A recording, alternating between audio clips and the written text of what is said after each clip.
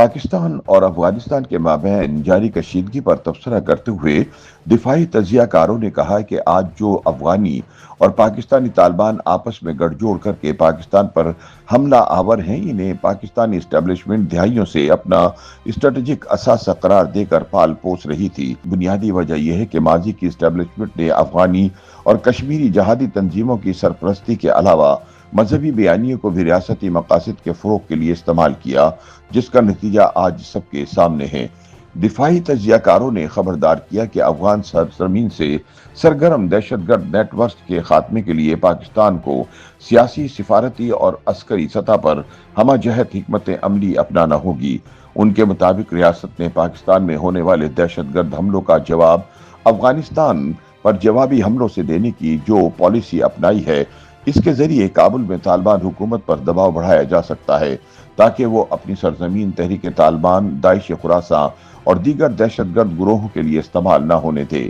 تجزیہ کاروں کا کہنا ہے کہ اب افغان حکومت کی سرپرستی میں پاکستان میں ہونے والی دہشت گردی کے رد عمل میں ہمارے فیصلہ سازوں کی جانب سے بیان بازی کافی نہیں ہوگی، بلکہ خارجہ پالیسی اپنانے کی ضرورت ہے۔ ان کے مطابق پاکستان کے لیے اصل چیلنج صرف سرحد پار موجود دہشت گرد ٹھکانے نہیں، بلکہ ملک کے اندر وہ نظریاتی اور تنظیمی بنیادیں بھی ہیں جو کہ طالبان طرز فکر سے ہم آہنگ عناصر کو جواز اور حوصلہ فراہم کرتی ہیں۔ ان کا کہنا ہے کہ براہ راست معاونت کے علاوہ طالبان طرز حکمرانی کی مثالی تصویر کشی اور پاکستان میں اس ماڈل کے نفاذ کی وکالت بھی شدت پسندی کے لیے فکری ایندھن کا کام کرتی ہے، جس کا تدارک ریاستی اداروں کی ترجیح ہونا چاہیے۔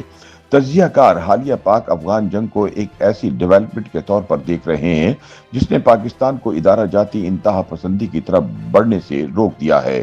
ان کے مطابق اگرچہ اس کشیدگی کے نتیجے میں دونوں جانب جانی نقصان ہوا اور سرحدی علاقوں میں بے چینی بڑھی، تاہم اس نے افغان طالبان حکومت کی اس خوش فہمی کو بھی غلط ثابت کر دیا کہ پاکستان رد عمل میں آخری حد تک نہیں جائے گا۔ تجزیہ کاروں کے مطابق ہماری اسٹیبلشمنٹ نے ماضی میں مذہبی بیانیوں کو ریاستی مقاصد کے لیے استعمال کیا۔ اس بیانیوں کو قومی یکجہتی پیدا کرنے، جغرافیائی سیاسی مقاصد حاصل کرنے اور بعض اوقات پراکسی قوتوں کی تیاری کے لیے بروئے کار لایا گیا۔ ریاست نے عوام کو مذہبی شناخت کے ذریعے ریاست سے وابستگی کا احساس تو دیا، مگر انہیں مکمل شہری حقوق اور جمہوری شراکت کا وہ دائرہ فراہم نہ کیا جا سکا جو پائیدار قومی ہم آہنگی کے لیے ضروری تھا۔ مذہبی بیانیے کے ذریعے سیاسی اور قومی ہم آہنگی پیدا کرنے کی کوششیں بھی نتیجہ خیز ثابت نہ ہو سکی۔ ریاست کی جانب سے مدارس اور مذہبی گروہوں کو فروغ دینے کی پالیسی نے ریاست پاکستان اور معاشرے دونوں کو کمزور کیا، چنانچہ آج بھی قومی یکجہتی کا سوال اپنی جگہ موجود ہے۔ تجزیہ کار کہتے ہیں کہ بلوچستان میں شورش، گوادر سے آزاد کشمیر تک حقوق کی تحریکیں اور بڑھتا ہوا نسلی قومیت کا رجحان ظاہر کرتے ہیں کہ مذہبی بیانیہ وفاقی اکائیوں کے درمیان اعتماد پیدا کرنے میں ناکام رہا۔ تجزیہ کار بتاتے ہیں کہ پچھلی دہائیوں میں پاکستانی فوجی اسٹیبلشمنٹ نے خلیجی طرز کا مرکزیت پسند طرز حکمرانی اپنانے کو ترجیح دی اور خود کو خطے میں سیکورٹی فراہم کرنے والی ریاست کے طور پر پیش کرنے کی کوشش کی۔ اس حکمت عملی میں مذہبی گروہوں کو بطور آلہ استعمال کیا گیا، جس کے نتائج پر خاطر خواہ غور نہیں کیا گیا۔ 2021 میں افغانستان میں طالبان کے دوبارہ اقتدار میں آنے کے بعد پاکستانی فوجی اسٹیبلشمنٹ نے اسے ایک بڑی تصویراتی کامیابی سمجھا۔ اسے ایک سپر پاور کے انخلا اور خطے میں طاقت کے توازن کی تبدیلی کے طور پر دیکھا گیا۔ تاہم وہ بھول گئے کہ اس خوشی میں دو بڑے خطرات پوشیدہ تھے جنہیں بروقت نہیں سمجھا گیا۔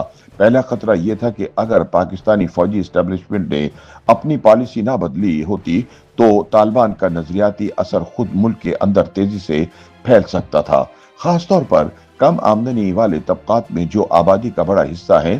اس کے نتیجے میں معاشرہ دو واضح نظریاتی کیمپوں میں تقسیم ہو سکتا تھا، ایک طرف طالبان طرز حکمرانی کے حامی اور دوسری جانب قومیتی یا مزاحمتی تحریکوں کی طرف مائل طبقات جو سیاسی اور سماجی کشیدگی کو مزید گہرا کر دیتے۔ تجزیہ کاروں کے مطابق دوسرا خطرہ پاکستان کی سفارتی اور جغرافیائی سیاسی تنہائی کا تھا۔ عالمی برادری پہلے ہی شدت پسند گروہوں کے حوالے سے حساس ہے اور ایسے ماحول میں کسی بھی قسم کی نظریاتی قربت پاکستان کی معاشی بحالی اور علاقائی روابط کے لیے نقصان دہ ثابت ہو سکتی تھی۔ कमजोर मईशत के तनाजुर में ये सूरत हाल इंतहाई तबाहकुन होती।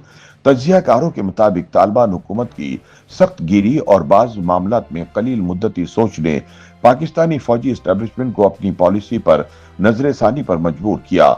हालिया दिनों में अफगानिस्तान से पाकिस्तान के अंदर दहशतगर्दी के वाकयात ने यह वाजे कर दिया है कि नजरियाती हम आहंगी खुद ब खुद सिक्योरिटी जमानत में तब्दील नहीं होती। दिफाई माहिरीन का कहना है कि अगर पाकिस्तान तालिबान मुखालिफ मज़ाहमती ग्रोहों को इस्तेमाल करने या प्रॉक्सी हिकमत अमली की तरफ दोबारा जाने से गुरेज करे तो ये एक वसी तर पॉलिसी तब्दीली का आगाज हो सकता है। उनके मुताबिक मौजूदा आलमी माहौल में प्रॉक्सी अनासिर की अफादियत कम हो चुकी है और इलाकाई ताकतें भी ऐसे इक़दाम की हौसला अफजाई नहीं करती। चीन और वस्ती एशियाई रियासतों जैसे शराकतदार किसी ऐसे एडवेंचर की हिमायत नहीं करेंगे जो खित्ते को तवील अदम इस्तेहकाम की तरफ धकेल दे। सियासी तजियाकार इस बात पर जोर देते हैं कि अफगानिस्तान की सरजमीन से सरगर्म दहशतगर्द नेटवर्क के खात्मे के लिए पाकिस्तान को तमाम दस्तयाब जराए इस्तेमाल करना होंगे। सियासी दबाव, सिफारती राब्ते और जरूरत पड़ने पर महदूद अस्करी इक़दाम के जरिए तालिबान हुकूमत को ये बावर कराना होगा कि आलमी सतह पर नामजद दहशतगर्द तंजीमों से ताल्लुकात पाकिस्तान के लिए नाकाबिले कबूल हैं। उनके मुताबिक रियासती इदारों को उन अनासिर के खिलाफ फैसला कुन कार्रवाई जारी रखनी चाहिए जो शिद्दत पसंद बयानियों को जिंदा रखते हैं। YouTube पर गूगली न्यूज देखने के लिए youtube.com की सर्च बार में गूगली न्यूज टीवी टाइप करें। गूगली न्यूज के पेज पर सुर्ख रंग के सब्सक्रिप्शन वाले बटन पर क्लिक करना ना भूलिए। YouTube पेज पर अपलोड होने वाली वीडियोस से बाखबर रहने के लिए बेल आइकन पर क्लिक कीजिए। आपको हर नई वीडियो के बारे में नोटिफिकेशन मौसूल हो जाएगा।